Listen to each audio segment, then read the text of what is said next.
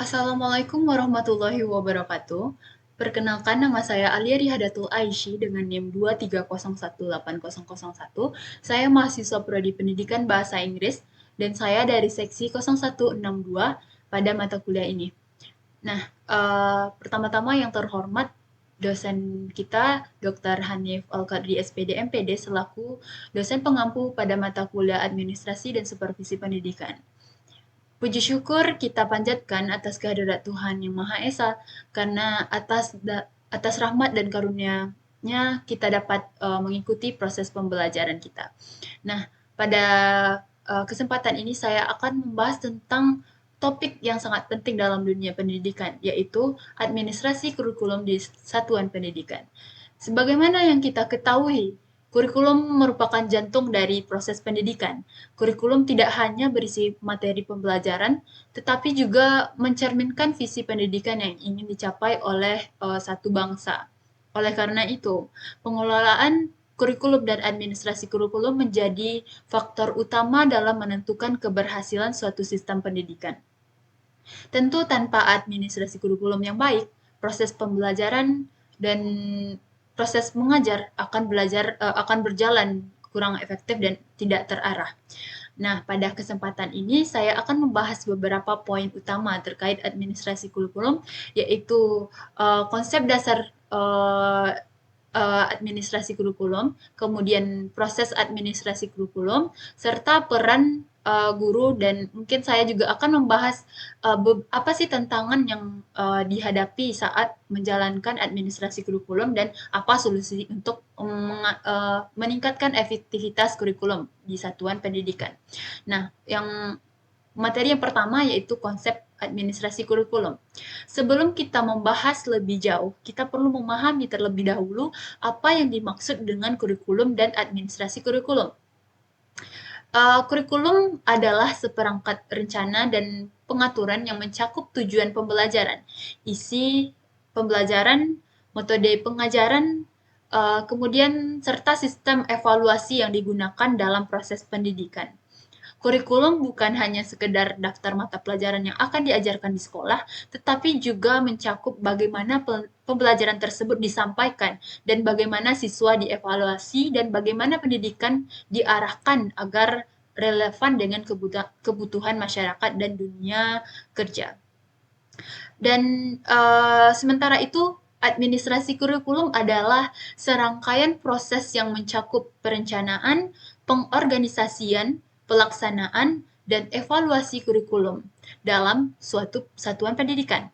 Administrasi ini bertujuan untuk memastikan bahwa kurikulum dapat diterapkan secara efektif sesuai dengan kebutuhan peserta didik, serta mengikuti perkembangan zaman dan teknologi yang terus berubah. Kemudian kita masuk ke poin berikutnya, yaitu proses administrasi kurikulum. Administrasi kurikulum melibatkan 4 fungsi utama dalam manajemen, yaitu planning atau perencanaan, kemudian organizing atau pengorganisasian, kemudian ada actuating, berarti pelaksanaan, dan controlling. Nah, di sini kita akan membahas satu persatu untuk lebih jelasnya. Yang pertama yaitu planning, atau dalam bahasa Indonesia kita menyebutnya perencanaan. Apa sih perencanaan itu? Perencanaan kurikulum merupakan tahap awal dalam administrasi kurikulum yang sangat menentukan keberhasilan implementasinya. Pada tahap ini, sekolah atau lembaga pendidikan menyusun berbagai dokumen seperti kalender akademik, program tahunan dan program semester, kemudian silabus dan rencana pelaksanaan pembelajaran atau RPP, kemudian strategi pembelajaran yang akan digunakan. Perencanaan ini harus mempertimbangkan berbagai faktor seperti kebutuhan peserta didik, kemudian standar nasional pendidikan, kemudian tuntutan dunia pekerjaan. Nah, itu adalah poin-poin pentingnya.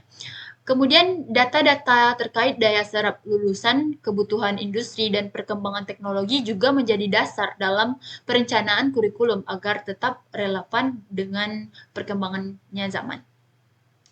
Kemudian ada pengorganisasian atau organizing. Setelah perencanaan disusun dengan baik, langkah berikutnya adalah pengorganisasian. Perorganisasian ini mencakup yang pertama, menempatkan tenaga pendidik sesuai dengan bidang keahlian mereka. Jadi, setiap tenaga pendidik menempati suatu posisi yang sesuai dengan porsi mereka, sesuai dengan passion mereka. Contoh, guru matematik hanya mengajar tentang berhubungan dengan matematik dan tidak mengajarkan mungkin yang berhubungan dengan seni atau sebagainya. Kemudian pembagian tugas dan tanggung jawab kepada masing guru dan staf di sekolah. Nah, ini adalah salah satu bentuk organizing. Kemudian seperti sosialisasi kurikulum kepada seluruh pemangku kepentingan, termasuk guru, siswa, orang tua, serta masyarakat. Dengan pengorganisasian yang baik, maka implementasi kurikulum akan berjalan lebih efektif dan lebih efisien.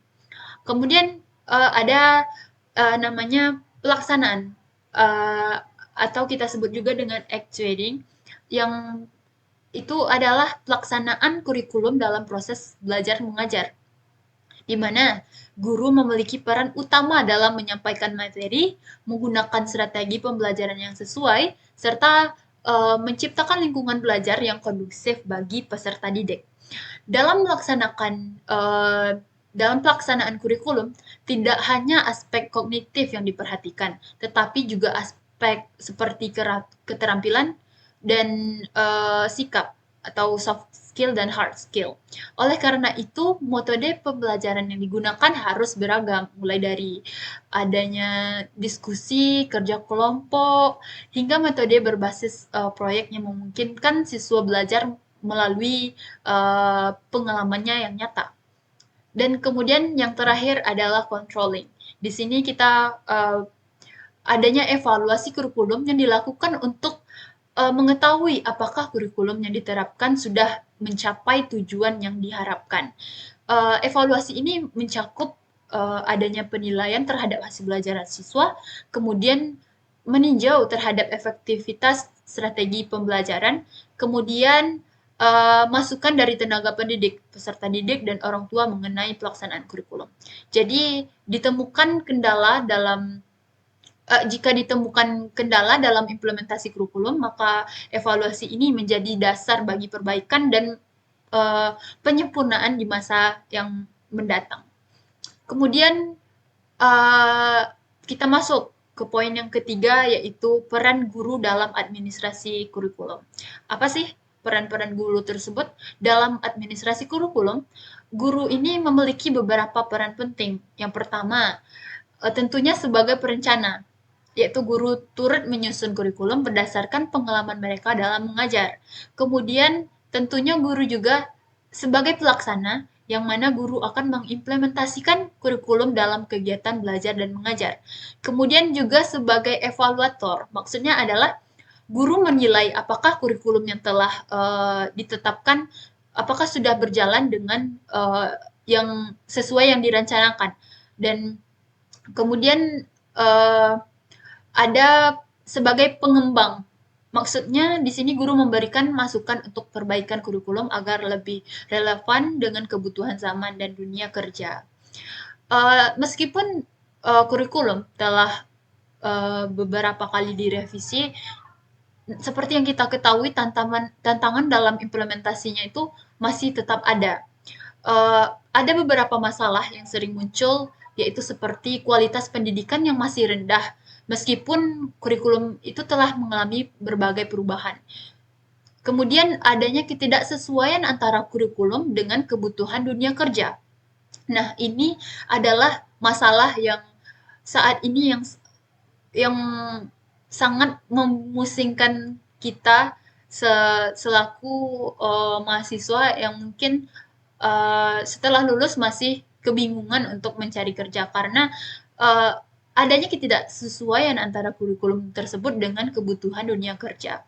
Kemudian masalah berikutnya adalah kurangnya kesiapan tenaga pendidik dalam menerapkan kurikulum yang baru. Dan yang terakhir yaitu keterbatasan sarana dan prasarana sekolah yang menghambat proses pembelajaran.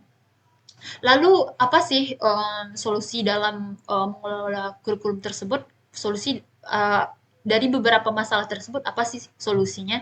Untuk mengatasi tantangan tersebut, tentunya ada beberapa solusi yang dapat kita terapkan, seperti menyusun kurikulum berbasis data dan kebutuhan industri agar lebih relevan dengan dunia kerja. Nah, kemudian bisa meningkatkan peran guru, dosen, dan pemangku kepentingan lainnya dalam menyusun kurikulum. Dan kemudian kita juga bisa mengadakan pelatihan dan workshop bagi guru agar lebih siap dan mengimplementasikan kurikulum.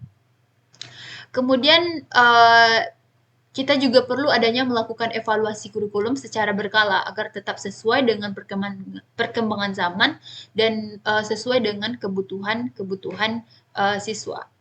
Jadi di sini sebagai penutup dapat kita simpulkan bahwa administrasi kurikulum memiliki peran yang sangat penting dalam sistem pendidikan. Dengan pengelolaan kurikulum yang baik, proses belajar dan mengajar dapat berjalan dengan efektif dan efisien, dan serta menghasilkan lulusan yang berkompeten serta siap saing di dunia pekerjaan. Oleh karena itu, kita semua, baik itu tenaga pendidik, baik itu peserta didik, maupun masyarakat harus berkontribusi dalam perencanaan, pelaksanaan, dan evaluasi kurikulum agar sistem pendidikan di Indonesia ini semakin berkualitas. Nah, mungkin hanya sekian yang dapat saya sampaikan, dan terima kasih atas perhatian Bapak dan teman-teman semua. Nah, jika ada salah janggal, salah perkataan selama presentasi tadi, saya mohon maaf. Wabillahi taufik wal hidayah. Assalamualaikum warahmatullahi wabarakatuh.